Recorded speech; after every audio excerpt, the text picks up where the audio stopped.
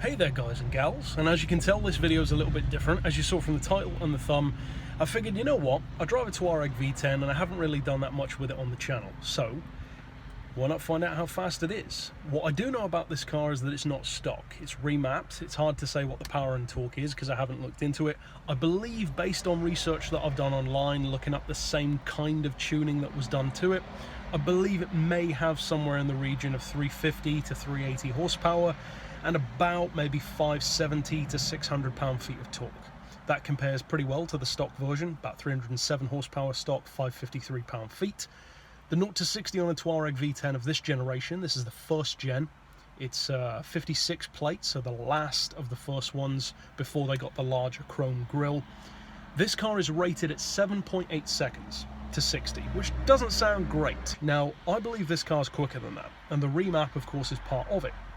However, the remap is also partially to do with fuel, so there's no guarantee that the car is necessarily that much quicker. So what we're going to do is we're going to find a nice straight road, we're going to slap it into sport mode on the suspension and the gearbox, and then see what it can do. So, first things first, we've currently got it on fuel range. That's kind of irrelevant for this, there is no timer built into the car, so I'm going to change that to miles per gallon, just to give you something else to look at while we're doing this, just to see what kind of a drop there is. Of course, we've got the revs, we've got the speed, that is of course in miles per hour. The GPS is going to be hooked up here, so with the POV cam you'll be able to see this as I'm driving. Now in terms of setting up the car, there are two things in particular which I need to change. Now, I've never used sport mode on the suspension, and it may not make that much of a difference, but I'm going to put that into sport mode. So the car is now set into sport, as you can see on the DAT, well, it's gone back to miles per gallon now, and also on the gearbox, we've got the Tiptronic, where I can change gear myself. I want to test out sport mode. So sport mode basically works like drive, except with the RPM in drive, basically the car changes gear as soon as you get to like 1500 revs, which is great for fuel, not so much for speed. In sport mode, it's going to change gear later on. So I'm not sure exactly how high, like I said, I haven't tried it, so we're going to find that out. I'm not going to slap that into sport just yet, and that's a top tip for automatic drivers. If you're idling in traffic, do not sit in drive or sport. Usually drive, do not sit in drive, because by doing so you are putting undue stress on the gearbox and you will cause it to generate more heat than it needs to be, so don't do that. Always have it in park, obviously, or neutral ideally, and then click it down into drive again when you're going to move. Like I said, I'm going more so for 0 to 60 rather than the quarter mile. If we do a quarter of a mile, that'll be fine. If not, you know, like I said, we're going to check 0 to 60 most of all.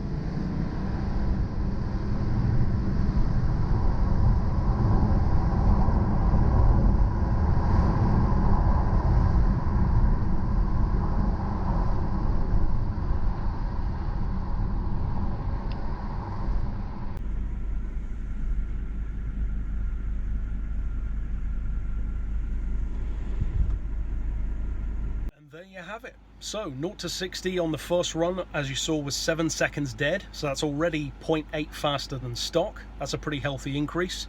And then of course the second run, I allowed the revs to go a little bit higher before releasing the brake, because obviously you don't really want to be holding the revs and the brake when it's in drive. I mean, like at all really, let alone that often.